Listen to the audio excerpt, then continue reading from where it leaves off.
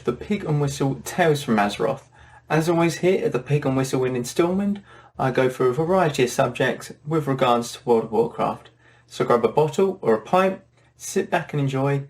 And today is a very special episode because BlizzCon has just gone, and it's a once a year thing. We're going to be covering everything to do with World of Warcraft in both Classic and retail, and going to give you a rundown of basically what is to come in the coming, I would have thought, year.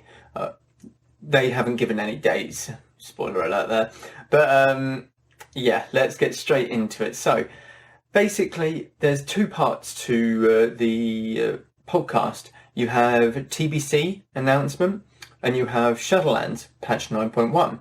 So we're going to be going over TBC first, as that is what they covered first, I believe, on all of the channels and stuff. So basically TBC was announced. We kind of knew that already. We always had the suspicion that it was going to be announced. It's sort of, where will Classic go on from here? The only logical explanation was the Burning Crusade Classic. Now, they're going to do a 5-phase for Burning Crusade Classic, as they did for Classic WoW itself. Instead, it's going to be 5 phases instead of 6. So, the 5 phases of TBC are, in Phase 1, we'll have the start of the Arena Season 1, the original 8 dungeons, along with Karazhan, Gruul's Lair, Magtheridon's Lair raids. These are very standard. They were all sort of introduced at the very start. There is one that also was available from the start of TBC, but we'll get to that in a moment. Phase 2, we'll move into Serpent Shrine Cavern and Tempest Keep. So 2 new raids are opened up to the player base. Tempest Keep being the raid where it has Kel'Thas and the Ashes of Alar. Serpent Shrine Cavern is the one where you kill Lady Vash at the end, and both are very good raids in their own right. Now, Phase 3 is the start of Arena Season 2, and along with that comes for the Battle of Mount Hyjal, which is the raid that was available from the start, but because of the amount of content that's already in Phase 1, they would want to push it back. Plus, it was it basically matches the time with everything else as well, with the arena seasons, and you've got a multiple raids to go through already with Karazhan, Gruul's Lair and Magtheridon's Lair, so they don't necessarily want to throw everything into Phase 1, and then by the time Phase 3 rolls about, you're kind of done. It's kind of not what you want. So you've got Battle for Mount Hyjal, and Black Temple also comes out in Phase 3. Black Temple being the iconic raid where Illidan Stormrage is the final boss, and you take him down, try and get them Warglaze of Azeroth that he's holding. Yeah, basically nobody could get to Mount Hyjal anyway from the content that's released in Phase 1. No one could have gotten to Mount Hyjal because of prerequisite quests, I believe. That is why they've also put this in Phase 3. Phase 4 will begin Arena Season 3. So straight after Phase 3 and this second season, you go straight into the third season with Phase 4. And also the release of Zolaman, which is the other raid. Nothing too special there, really. Nice and simple. Everything's thrown out. All the raids are pretty much there and there. Done, and the arena seasons are coming to a close. Phase 5, the final phase, you get Island of Quel'Danas, you get Magister's Terrace Dungeon, and the Sunwell raid, the final raid of TBC, where you fight the big bad boy called Kil'jaeden, and you've got the special boss called Muru, who is a Void Naru. That's a fun fight, by the way. Just want to let you all know. That's a fun fight that you all want to check out at some point in TBC Classic. And with that, you get the final season of Arena Season 4 to sink your teeth into. So nothing too special, a nice phase schedule at the moment. They said that they'll be looking to move the Arena seasons about, possibly. There might be a little bit of chopping and changing here and there. They're not quite set on this this phase schedule yet. But for the most part, this is what it will be. The arena seasons are the only things that will move, if anything does. So a few questions that were asked on the Q&A about it was will they open sort of fresh Classic servers? So for those who want to remain in Classic and not progress onto TBC. So they're not planning on releasing any more servers at the start of the TBC launch, but they'll look at numbers and see about if they need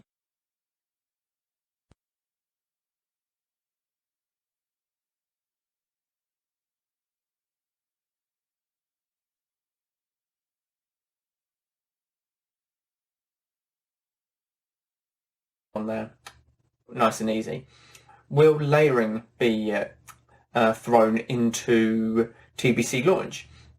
Now they said that it will be implemented at the start of TBC if it is needed on the servers. So obviously they want just people to get into the servers and actually be able to play. So, and if there are long queues, this is when they will implement the layering on certain servers. If you guys don't know, layering is where you're basically phased out of your realm for a bit and put into another sort of corner. Like you're in the same place and everything, you're just put into a corner, like in your own sort of bubble, whilst you've got about 20 people in this big bubble, and it's so cluttered, and you take about half of them and put them in the other bubble, and it makes it a lot more smoother. It's that kind of thing. That's the best way to sort of explain it, if that makes sense. And then as the queue times and the hype for TBC Classic dies down a bit, there's not like millions of people logging in, then they'll start slowly taking the layering away like they did with Classic launch and stuff. So in terms of layering, they wouldn't want to implement it, but the chance of them having to is quite high because there is a lot of hype around TBC Classic. So what happens when you move your character from Classic to TBC? They were also asked. So with the servers, when patch day comes out, they basically take a snapshot of your character. And when you next log on, you choose the character and it will give you, or you pick the character, and each character will have their own individual choice, which is to progress into the Burning Crusade Classic or stay in Classic. If you choose to carry on into the Burning Crusade, then nothing new changes pretty much. You just carry on. You just basically have updated the patch and you just log in, walk through the Dark Portal, and you're in Hellfire Peninsula. But if you choose to stay in Classic, your character will look as though it is inactive, and all you have to do is something like you have to download a Classic client to basically support that your character is staying in Classic and not moving on to TBC. It's sort of like a block almost on the TBC patch. It's like, no, this is where your character is ending. Stop. You can't go any further. So you keep your name, obviously. You'll always keep your name. Hold up, I've lost my train of thought, sorry. And yeah, you basically download the Classic. You obviously keep your name, and everything else will be going forward. So there's something that you can do which you can clone your character. Now the cloning is a paid service, okay? So the paid service, no idea how much it will be, but you basically pay for it. You get a copy of your character, gold, bank, gear, bags, like what's in your bags, absolutely everything down to the minute detail, and they just copy and paste it. Literally they Control V, Control C, and it's kind of that way. So you can keep one in Classic and you can keep one in TBC. If you want to progress your Classic one, etc., you can do. But at the moment, you're going to keep your character's name if you do clone. But that's from what we know so far. They might look into it depending on how popular the server is, etc. And they might not allow you to reserve the name. They might get you to change the name after you've cloned it. But again, they would like for you to have that character name in TBC and the classic realm that you've obviously cloned it from. So class tuning within TBC Classic. They do not want any class tuning, pretty much. They want to keep it as authentic as possible, but there are very small exceptions. So in actual TBC, Paladins were both for the Horde and Alliance with the introduction of Blood Elves, and Shamans were both for Horde and Alliance with the introduction of Draenei. Now, Horde Blood Elves got something called Seal of Blood, and Alliance Blood Elves got something called Seal of Vengeance. This is what defined the two Paladin classes and defined being whether you're Horde or Alliance. Now, one of these seals was a lot more, was just better, marginally better than the other. And this was the Horde side one called Seal of Blood. And every Alliance player was kind of envious of it. But what they're doing is, because they don't want to see loads of Alliance Paladins flocking over to the Horde side because they just have one better seal, they have basically made the decision to give both of the seals to both Paladins. So Seal of Blood will be on the Alliance side when you hit max level, and Seal of Vengeance will be given to the Horde at max level. That's just a very small exception that they're changing. There can be a few more of these, but from what we know, they're not going to do anything drastic with it. They have also mentioned about the possibility of respawns, like mob respawns, material respawns, like herbs and stuff, that they did within Classic with the Black Lotus and everything. They just upped the rate of the Black Lotus spawn and reduced its like cooldown time from when it spawns.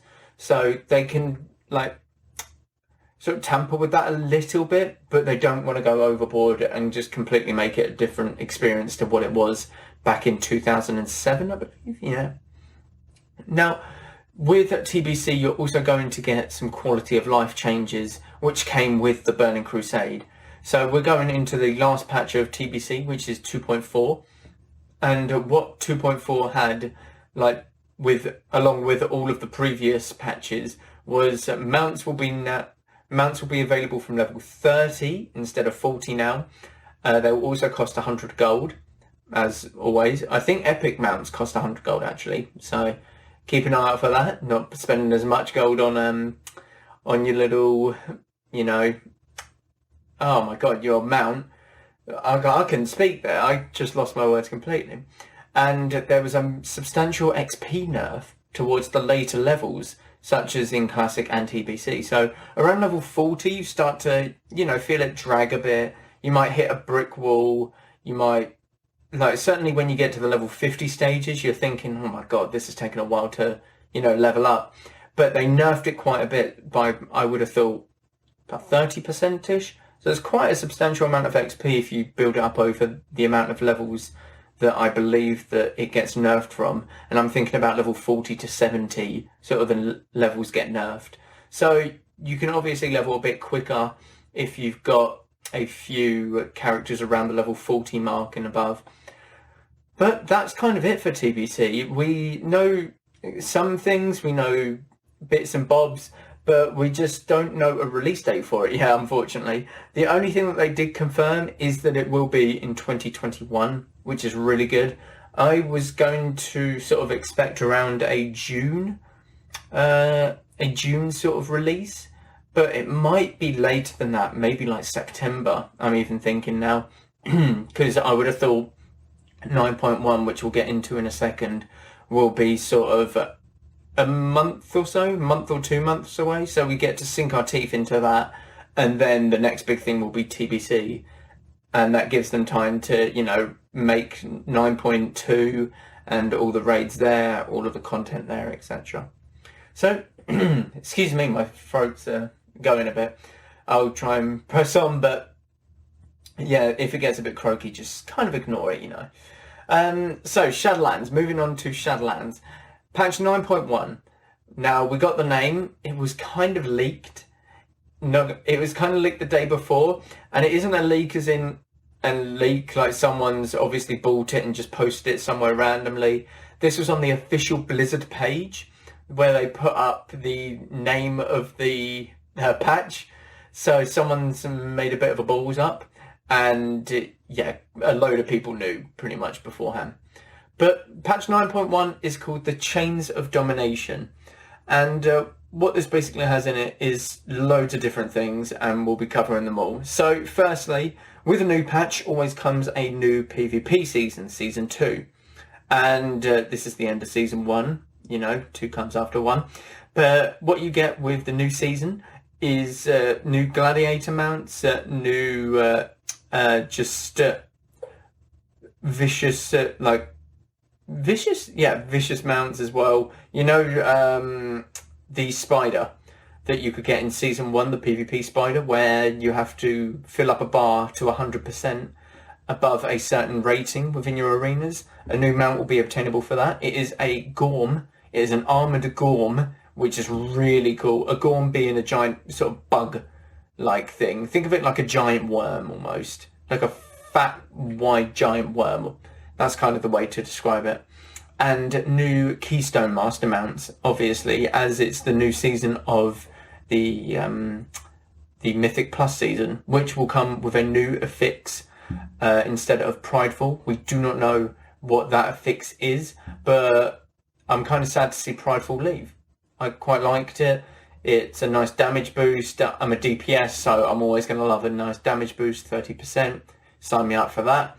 And yeah, basically Season 2, new season of everything. You got to start from the ground up, guys. So with 9.1 also comes a new zone. And this zone is called Corthia. And what this is, it is a zone that has been dragged into the Moor by the jailer himself. He's basically flung out chains into the Shadowlands, these massive chains, and just brought this massive land mass. I'm thinking I'm saying the same.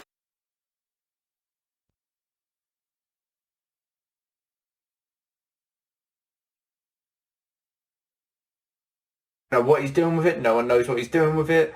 We presume that it will be for a key. We don't really know, to be honest. We weren't given much information about it. But there are special rewards within Corthia, and these include a spectral steed that we know of, which kind of looks like Arthas's mount, you know, invincible, but just a bit slimmer, armoured up and stuff. And you have a severed hand mount.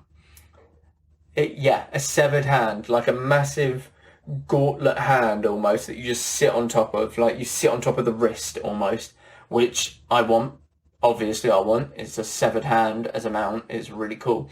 But all of these can be obtained within Corthia, and yeah, it looks like a fun zone, to be honest. It looks like a fun zone. You can get many sort of mounts and cosmetics there. The loads of like new NPCs to fight. I'm pretty sure there's loads of secrets on it as well, like a secret mount, I'm sure. But it's also quite lore based, I think, because there's been words to confirm that there are like dreadlords on this floating piece of land that the jailer's bringing into the Moor. And the jailer, or not the jailer, we know the jailer's bad news, but dreadlords are a no-go. They're very bad. You don't want to mess with them. You just want to sort of send them away, kill them off, you know, shoo. They're just in it for their own goals, pretty much. Now, with 9.1 also comes some cosmetic Covenant armor sets. Now, these armor sets, there are 5 in total, but these armor sets will be usable by all armor types, and they are only Covenant specific. So you get the Venthyr armor. Everyone from a warrior to a priest can wear this armor if they are Venthyr. If you're Night Fae, you can't. It's that simple. And each Covenant has its own Covenant set, plus an extra one that we don't quite know where to get, but I'm guessing it's something to do with that little landmass that's being dragged into the Moor. But, you know, you didn't hear that from me. With 9.1, flying is also introduced. Now, flying in the past has always been either 6.2 patch, a 7.2 patch, 8.2 patch, and I would have thought it was a 9.2 patch as well. But with flying, they're not doing the normal 2-part achievement. They're just doing one achievement and it's locked behind your renown. So your renown that you've been building up since the start of Shadowlands, it's basically to say how well you've been with the Covenant, how sort of buddy-buddy you've been getting with them. And once you hit a certain renown, I'm sure they'll just unlock it and give you the achievement. And obviously this achievement is account-wide, so once you've got it on your main, you'll have it for all of your ults to make it really ult-friendly and stuff. But along with this, come Covenant-specific mounts. Now, these are great. So you've got the Night Fae one is like this. I want to say it's like a serpent dragon, kind of like a Chinese New Year like dragon, if you think about it that way, mixed with like a sort of, I don't know, wolf fox thing. Looks cool. I want it. Yeah, just give me it now. You've got Vemfir have some sort of like two-handed gargoyle. That's kind of it. Maldraxxus have a bee or something, you know, just like a giant bee mount. And the Kyrian, I'm not actually too sure what they got. I believe it's... Honestly, I can't remember. I believe it's something like a Lavalarian, but hey, I saw that Night Fae mount and I was just hooked on it already. That's the only one I can like think about at the moment. So no one knows how you quite get these. I would have thought you get them with your flying, like with the achievement when you unlock it. It's that, or you have to buy them with Anima. And Anima is probably the one that sounds the more realistic. But, I mean, only time will tell. We'll get a lot more information. I'm sure Wowhead, who data mine this sort of stuff, will find out like before the patch is released, and you can go over and check them out. Now, with the 9.1, or just, we'll take a step back actually. Before 9.1, and before Shadowlands even, there was a survey. And this survey said, what mount would you like to see in the game? And there were 5 different options. There was sort of a grub mount. There was many different things, all wacky stuff. And one of the options was a Wandering Ancient mount. And a Wandering Ancient, for those that don't know, if you just heard a squeak, that is my chair. For those that don't know what a Wandering Ancient is, if you've ever been to a Night Elf zone, you'll have these massive tree guardians. And it's basically that. It is a Wandering Ancient. And the Wandering Ancient won the survey, and it's been in the process of being made ever since. This was like several months ago, by the way. And they showed it off at Blizzcon. They showed the internal works of drawing it. They made the sounds, how they basically put everything together into this mount. And when they do the pre-patch for 9.1, which is 9.0.5, then everyone in WoW who has the subscription will get this Wandering Ancient mount for free. This is an amazing mount. It changes its colour based on the season, and which I just find amazing, by the way. 4 different colours. Oh, it's absolutely exquisite. A giant tree mount. Sign me up. You almost feel like, you know, if you've ever watched Lord of the Rings, you've got Merry and Pippin who sit on top of Treebeard when they sort of attack like Isengard. It's sort of that. You're just sitting on top of a tree, running people down, running people over. It's going to be fun. It's a very cool mount. And World of Warcraft have actually posted videos of everything they did at BlizzCon. And they posted making the Wandering Ancient mount as a video. It's something that you got to watch, because just seeing them draw it, the animations for it, everything that goes into just making a mount is absolutely amazing, and just to see the behind the scenes of it is great. Now with 9.1 as well, and you taking the fight to the jailer in the raid, which we'll come to in a second, once you've completed this raid, now we believe this to be true, no one knows for sure yet, but they said that all mounts will work in the Moor. Now the Moor is a very hostile place where you haven't been able to mount in the past, but while taking the fight to the jailer in the Sanctum of Domination raid and clearing that, it will allow the mounts to hear your call again, and you'll be able to summon them within the Moor, because you've almost, pushed back the jailer's influence. You're gaining ground on the jailer, so, you become more powerful in his own domain, if that makes sense. Now, I'm quite against this, because I farmed the Twisting Corridors for that, Corridor Creeper mount for many hours, so that I could have a mount in the Moor. It wasn't actually even for me. I'm a druid. I can just run through the Moor, on a whim. It was mainly for, my sister, who's a priest and is slow as hell. I don't even use a mount in the Moor. I just press R, which is my, my travel form, and I'm off. I don't care about a mount. But it's kind of annoying, because I was always going to think very tough for anyone to do anything, but they're just sort of going, yeah, you've pushed him back a bit, enjoy some mounts, well done, you've earned it. I can kind of understand, because I would have thought there's a lot of people not happy with not being able to mount in the Moor and having to do this Twisting Corridors stuff for hours and hours. But at the same time, I'm very salty, because I've done the Twisting Corridors for hours and hours. And yeah, it's kind of just yeah, you didn't actually have to do that. We were just joking. Enjoy your mounts.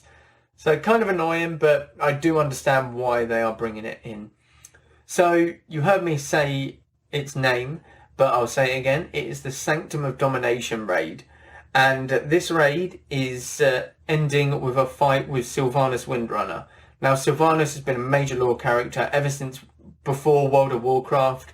She's had massive lore, massive story put into her, and this is sort of the end of that storyline. This is either where it turns around and does a 180, or it ends outright. Now, they've been doing this Sylvanas story since Warcraft 3, which is amazing, by the way. That's about 2001, 2003 maybe. It's insane. They've put about 18, 20 maybe plus years on this one character in terms of their backstory, their lore, what they've done throughout every expansion. They've done absolutely everything with this character. And this is where it's led us to. This fight, this raid within the 9.1 raid. Now, there are other bosses that were hinted at within the raid. We know that the Terragru is a boss within the raid, and the Terragru is the one that pursues you in Torghast if you fail too many times. And with killing him in 9.1, you aren't hunted by him within Torghast. They're taking away the death penalty in Torghast, and they're going to replace it with something else. We don't know what that something is, but it'll be good fun to see what it is.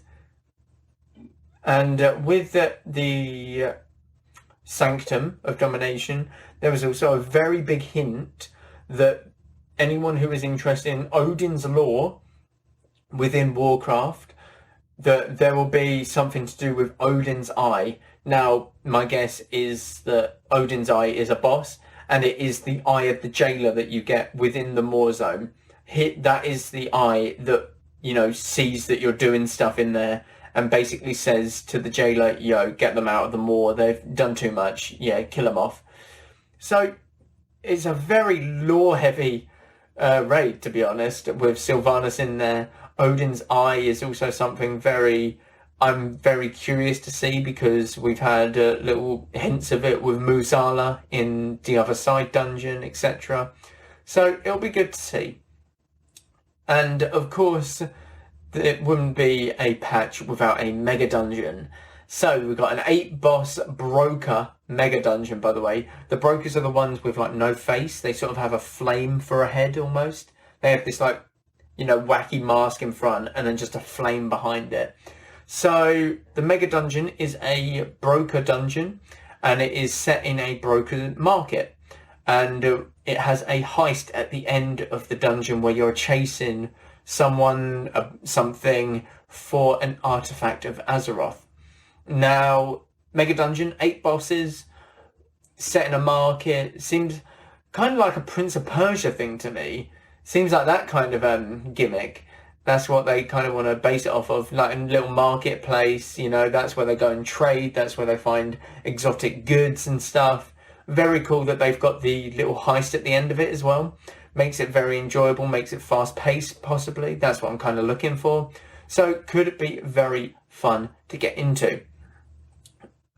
And finally, we had a cinematic with the Chains of Domination patch, which references like Anduin, Arthas references, it has Uther in it, it's got many things, but I want to make it like an own podcast on that. That is why I'm not going to go into great detail with it here, because it deserves its own podcast, that cinematic. It was absolutely amazing, and I'd recommend watching it if you haven't already. And one final thing about the patch, or just WoW in general, there is a charity that is being brought up within it. It's called Doctors Without Borders, and with this charity you get a couple of battle pets. Now these battle pets are named Bananas and Daisy the Sloth. So Bananas is given free to every player within World of Warcraft if they reach their first goal for the charity, and Daisy the Sloth is given to every player if they reach the stretch goal, is what they call it, to all the players. And Bananas is originally a TBC trading card DLC, which you could only get back in like 2007-ish. And Daisy the Sloth is a completely new battle pet, and this sloth hangs on the back of you. Literally, it's a backpack, pretty much. So, very cool battle pets to have behind this good like charity event that Blizzard are putting on. But that's kind of everything wrapped in a nutshell with BlizzCon. You had loads of TBC info to go off of, and Shadowlands like 9.1 looks amazing. So many things to get hyped about. The cinematic, again, I wouldn't do it justice here just by talking about it like so briefly. So I'm going to be going over it in its own sort of podcast. Possibly might look to do that as a Patreon podcast in the near future. So if you do want to hear about it, definitely check out the Patreon and, hop on, see what you like. Maybe you just help out the channel that little bit more. It's all appreciated as always. But the Patreon does have loads more podcasts on it for Patreon members only. So please do check it out. Now, thank you again all for listening. Please go check out the Pig and Whistle social medias, Twitter and Facebook. All of this can be found, as you just heard, my voice is going a bit. So all of these social medias can be found at the Pig and Whistle website, which is www.pigandwhistletales.com. Thank you all very much for listening as always. Go with that, valor friend. Goodbye all.